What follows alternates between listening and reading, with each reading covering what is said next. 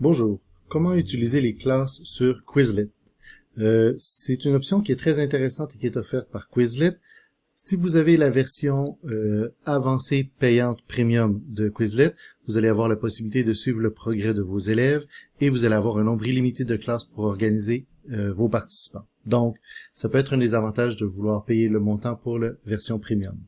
Donc, si on regarde ici à gauche, on a les classes Classroom. Donc, on peut voir qu'ici, en ce moment, j'ai fait 2 classes. Et nous, on va faire une nouvelle classe. On va l'appeler niveau 4, francisation, CEA Champlain. Et le descripteur, donc, cours de francisation pour les adultes, LAN 4048 4049-8. Vous pouvez autoriser vos étudiants à ajouter les listes et inviter d'autres membres, donc c'est bien pour l'aspect coopératif, mais vous pouvez l'enlever aussi si vous voulez être la personne qui gère ce qui est disponible. Et ensuite, vous choisissez une école. Vous pouvez toujours sélectionner votre école en faisant une petite recherche. Donc, ici, on a la liste qui est disponible dans le niveau 4. Vous avez les membres. En ce moment, j'ai invité personne, mais on va voir dans quelques instants comment les inviter. Et vous avez ici la possibilité d'avoir une progression. Donc, voir les exercices que vos élèves font si vous avez la version premium de Quizlet. Alors, on va ici, pour ajouter une liste, on va ajouter la première liste, c'est le vocabulaire de l'Halloween. Alors, de cette manière-là, toutes les listes que vous avez préparées vous-même, vous allez pouvoir gérer la fréquence et le moment auquel ces listes-là sont disponibles.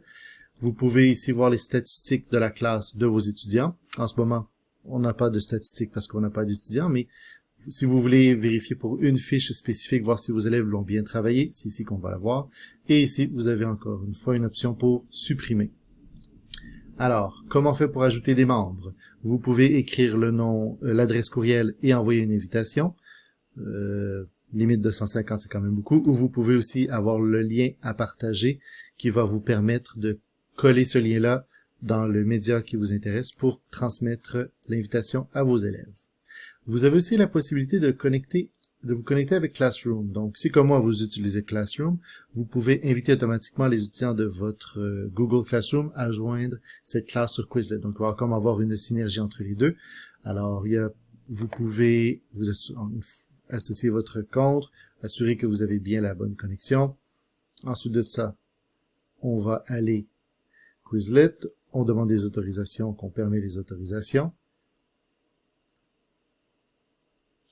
Et vous pouvez choisir dans quelle classe vous voulez placer. Donc, moi, j'ai aucun étudiant. Alors, vous pourriez l'associer à un cours, donc niveau 4, français.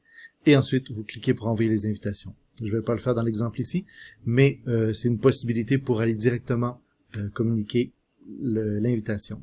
Vous avez aussi le lien toujours ici pour envoyer les invitations pour que les élèves viennent s'ajouter.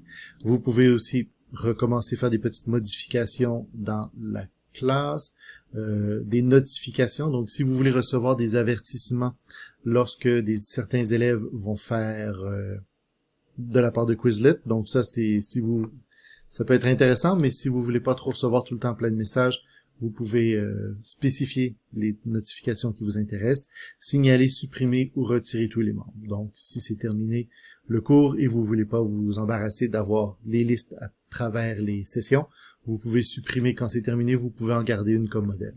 Et c'est tout. Donc, de cette manière-là, vous allez pouvoir utiliser le Google Classroom et le classe de Quizlet en symbiose ou seulement utiliser le classe de Quizlet si vous n'utilisez pas beaucoup le Classroom.